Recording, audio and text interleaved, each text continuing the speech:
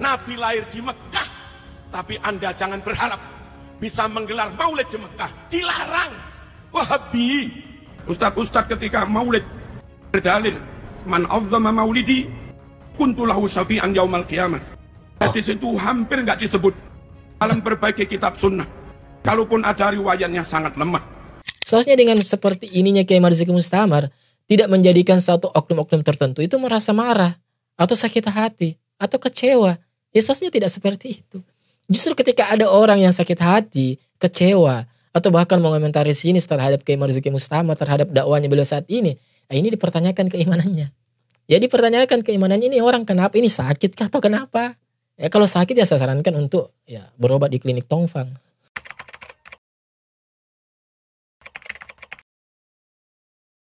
Assalamualaikum teman-teman. Rupanya ya setelah saya menampilkan atau mereaction sebuah khutbah Jumat dari Kiai Marzuki Mustamar ya, yang dimana di situ kalau saya menilai itu sangat-sangat luar biasa ya. Artinya tidak seperti itu ya, warna dari cara berdakwah beliau itu tidak seperti itu yang kalau kemarin-kemarin kita lihat teman-teman. Dan ini ya secara pribadi bagi kami ya, itu adalah sesuatu yang sangat luar biasa, sesuatu yang benar-benar berbeda teman-teman. Ya jadi wajar lah. Ya kalau saya pribadi dan teman-teman yang lain ya itu senang atau berbahagia. Karena ya kalau kalian yang sering mengikuti ya pola dakwah atau warna dari dakwah Kiai Marzuki Mustamar itu bagaimana, seperti apa. Ya terkhususnya kepada orang-orang yang dianggap sebagai Wahabi itu bagaimana ya. Bagaimana cara berdakwahnya Kiai Marzuki Mustamar ketika membahas hal itu. Lalu harus melihat dengan cara dakwahnya Kiai Marzuki Mustamar saat ini ya pada saat khutbah itu kemarin. Ya maka saya rasa orang itu pasti akan kagum ya, akan kaget. Atau lebih tepatnya juga bisa dikatakan akan terharu. Ya apalagi Masya Allah kalau saya lihat kemarin kan videonya itu tentang khutbahnya beliau dari awal pembukaan. Kemudian beliau menyinggung soal pentingnya kita ini memegang sunnah. Ya berpegang teguh terhadap sunnah Nabi SAW. Kemudian tidak menambah-nambah dalam hal ibadah. Kemudian beliau juga menyinggung tentang al-ghuraba atau orang-orang yang di zaman keterasingan itu. Ya di situ saya pribadi teman-teman ya merasa terharu. Ya merasa sedih karena jujur ya apa yang beliau sampaikan itu masuk mengena ke dalam hati saya. Karena apa yang beliau sampaikan tentang keadaan kaum muslimin yang tetap berpegang teguh agamanya di zaman al-ghuraba atau di zaman keterasingan. Itu benar-benar sangat relate kali ini teman-teman. Kita bisa saksikan dan kita bisa rasakan pada saat ini apa yang disampaikan oleh Kiai Marzuki Mustamar itu benar-benar sudah kita alami saat ini. Dan di video kali ini saya ingin lagi mereaction kembali khutbah beliau yang bagian tentang materi al-ghuraba itu tadi teman-teman. Karena benar-benar sangat menyentuh bagi saya. Ya, mari kita coba simak teman-teman. Ketika Rasul menyebut al-ghuraba adalah orang.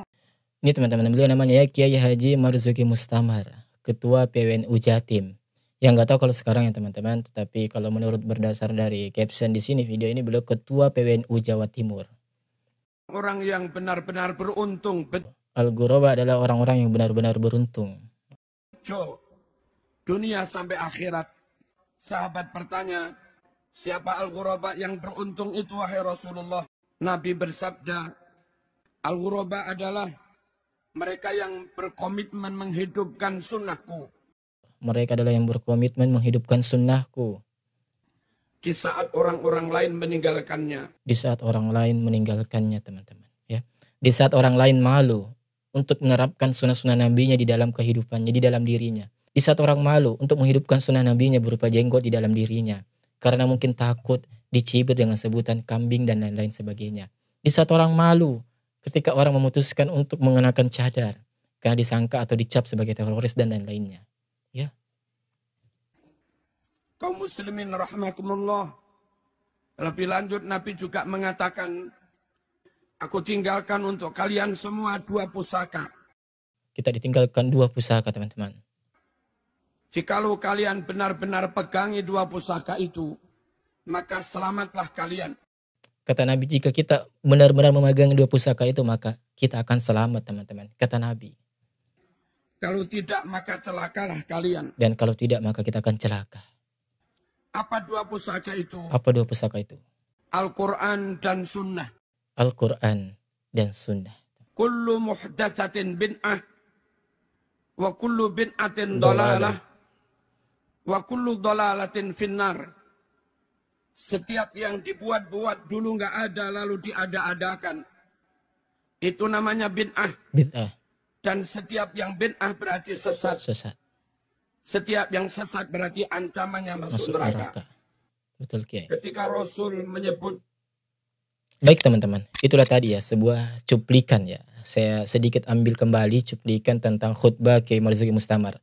Kalau kalian ingin melihat fullnya ya, bisa kalian melihat video sebelum dari ini yang saya buat kemarin teman-teman. Di situ saya reaction fullnya kok. Dan Masya Allah, sangat-sangat luar biasa juga. Artinya kalau kita melihat atau mendengar setelah mendengar tentang khutbah beliau tentang Al-Ghuraba itu, ya orang yang beragama di zaman keterasingan itu benar-benar sulit, ya maka hal ini sangat-sangat terlihat saat ini kita rasakan teman-teman. Ya, sangat-sangat terlihat. Ketika seseorang itu berusaha mengenal Rabbnya, maka orang itu akan dianggap so alim. Ya hal sederhana deh. Kalau mungkin kita dapati teman kita ya, atau mungkin ada di antara Anda yang dahulunya mungkin nggak pernah ke masjid, kemudian tiba-tiba nih mendapat sentuhan, datang ke masjid, rajin ke masjid. Kemudian teman-teman kita bilang apa sama kita? Wih, rajin amat lu, nggak usah rajin kali, ya nanti surga lewat. Ya, kurang lebih sebegitulah. Dan berbagai kata-kata cibiran atau kata-kata ya bersifat kesannya itu ya mengolok-olok kita ya. Ya walaupun bagi kita yang benar-benar hijrah kepada Allah Subhanahu wa taala tidak menganggap itu sebagai olok-olok, justru menganggap itu sebagai apa ya, suatu bahan bakar yang positif bagi kita untuk lebih baik lagi ke depannya.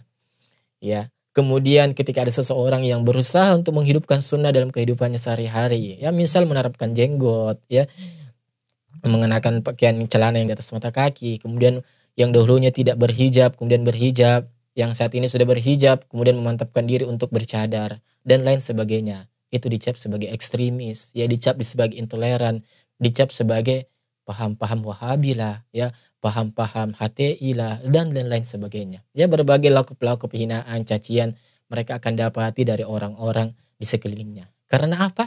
Ya hanya karena menerapkan sunnah-sunnah di dalam kehidupannya sehari-hari. Ya artinya kan benar bahwa saat ini tuh memang kita benar-benar berada di zaman keterasingan, di mana orang-orang yang dekat dengan agamanya akan dianggap asing, ya. Orang-orang yang dekat dengan agamanya, orang-orang yang mempelajari agamanya itu akan dianggap sebagai orang-orang yang ya kolot, ya orang-orang yang tidak open minded, ya orang-orang yang hanya menyibukkan masalah akhirat sampai tidak mengejar dunia, ya orang-orang yang dikatakan bahkan masa depannya suram. Ya artinya orang-orang yang nggak dipandang sebagai orang yang terpandang begitu ketika orang-orang sudah memutuskan untuk dekat dengan agamanya, ketika orang itu memutuskan untuk menghidupkan sunnah-sunnah di dalam kehidupannya, ya orang itu akan cenderung dianggap pandang remeh, ya orang itu akan cenderung dianggap dipandang sebelah mata, ya itulah ya di zaman keterasingan ini, ya ketika orang sudah kembali kepada agamanya, orang itu akan dianggap aneh, ya orang berpegang teguh terhadap sunnah, beribadah sesuai Al-Quran dan sunnah dianggap aneh, ya dianggap Wahabi, ya benar-benar relate saat ini kita dapati teman-teman. Ya tidak usah jauh-jauh ya yang kasus kemarin itu ya. Kasus kemarin kita meluruskan sesuatu yang jelas-jelas keliru. Ya, surah Maryam dikatakan mirip dengan Yohanes pasal 3 ayat 16. Lalu kita dikatakan pemecah belah umat. Lalu kita dikatakan sebagai apa? Sok alim lah, ya sok lebih baik lah. Ya. Dan itu mirisnya dikatakan oleh saudara muslim kita sendiri. Ya, artinya memang benar ya bahwa Al-Ghuraba itu benar-benar kita rasakan saat ini. Ketika kita memang memilih atau mulai mengambil sikap untuk tegas ya memegang prinsip di atas jalan kebenaran, kemudian mendakwahkan kebenaran itu, ya apapun resikonya kita hajar saja ya, maka ya berbagai masalah, berbagai rintangan, berbagai cacian, makian akan kita dapati. Jadi artinya itu sekali lagi teman-teman yang membuat saya merasa terharu, ya merasa tersentuh ketika mendengar khutbah yang disampaikan oleh Kiai Marzuki Mustamar. Ya wallahu alam, terlepas apakah memang benar-benar beliau ini memang benar-benar fix 100% beliau sudah berbalik ke arah ya. Artinya memang mendakwakan sunnah atau memang ya wallahu alam di belakang hari ya saya tidak tahu. Intinya apa yang kita sudah saksikan saat ini itu adalah sesuatu yang baik yang patut kita doakan juga untuk baik-baik untuk kepada beliau. Dan kita hargai itu teman-teman dan kita apresiasi. Ya apapun faktor di belakangnya, apapun dorongan yang menyebabkan beliau sampai bisa berkhutbah seperti itu, ya materi kajiannya seperti itu, ya wallahu alam, kita tidak mengusung hal itu. Dan kita tidak usah memperbesar kemana-mana hal itu. Karena ya artinya gini teman-teman, Allah ya ketika ingin memberikan hidayah kepada hambanya, ya bisa berbagai macam cara. Entah itu dari kesenangan, kesulitan, ataupun musibah, bisa saja. Ya, contoh sederhananya misal ketika ada seseorang itu yang dahulunya hidup berkecukupan, ya tetapi dia lalai terhadap Allah Subhanahu wa taala, kemudian Allah berikan ujian, kesempitan ekonomi. Ya, dan dari kesempitan ekonomi itu, ya manusia ini, hamba ini berpikir, kemudian mendapat sentuhan dari Allah Subhanahu wa taala, lalu hijrah kepada Allah Subhanahu wa taala. Sehingga hidupnya menjadi lebih baik lagi daripada sebelumnya. Ya, entah ya, karena artinya gini, orang itu bisa hijrah teman-teman, ada banyak faktor. Bisa dari kesenangan, bisa juga dari kesulitan. Ya, bisa entah itu mendapat sebuah promosi jabatan atau entah itu dilepas dari promosi jabatannya. Ya walau apapun itu ya, itu hak Allah Subhanahu wa taala untuk menghantarkan hidayah itu. Ya sebab-sebabnya itu hak Allah Subhanahu wa taala. Dan kita tidak perlu memusingi hal itu. Ya, kita tidak perlu mempermasalahkan hal itu. Sebab jalan sampainya hidayah terhadap seorang manusia itu adalah hak prerogatif Allah Subhanahu wa taala. Dan kita tidak bisa mengkoreksi itu, dan kita tidak berhak untuk mempermasalahkan hal itu.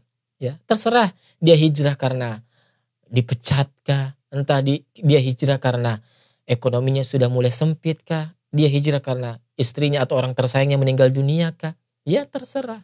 Ya, itu adalah hak Allah Subhanahu wa taala. Intinya ya, orang itu sudah kembali atau mendakwakan sesuai yang hak, itu adalah sesuatu yang luar biasa teman-teman. Ya, sesuatu yang luar biasa.